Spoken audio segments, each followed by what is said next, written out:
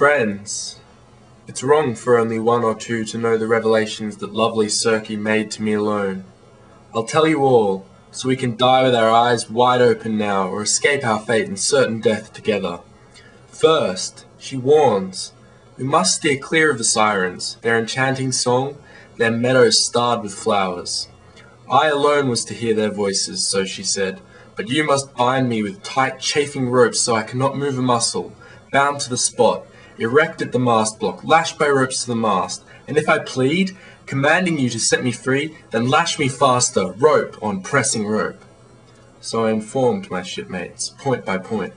All the while our trim ship was speeding toward the Sirens' island, driven on by the brisk wind.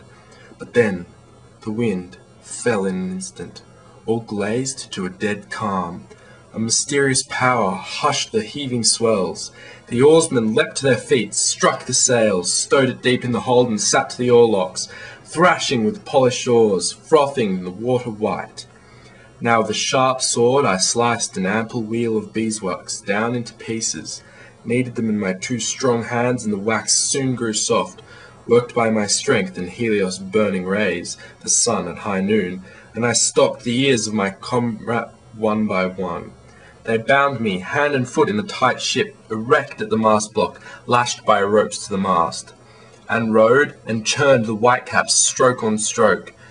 We were just offshore as far as a man's shout can carry, scudding close, when the Sirens sensed at once a ship was racing past and burst into their high, thrilling song. Come closer, famous Odysseus, Archaea's pride and glory. Moor your ship on our coast so you can hear our song. Never has any sailor passed our shores in his black craft until he has heard the honeyed voices pouring from our lips, and once he hears to his heart's content, sails on, a wiser man. We know all the pains that the Greeks and Trojans once endured on the spreading plain of Troy when the gods willed it so, all that comes to pass on the fertile earth. We know it all! So they sent their ravishing voices out across the air, and the heart inside me throbbed to listen longer. I signalled the crew with frowns to set me free. They flung themselves at the oars and rowed on harder, Paramedes and Eurylochus springing up at once to bind me faster with rope on chafing rope. But once we'd left, the Sirens fading in our wake, once we could hear their song no more, their urgent call, my steadfast crew was quick to remove the wax I'd used to seal their ears, and loosed the bonds that lashed me.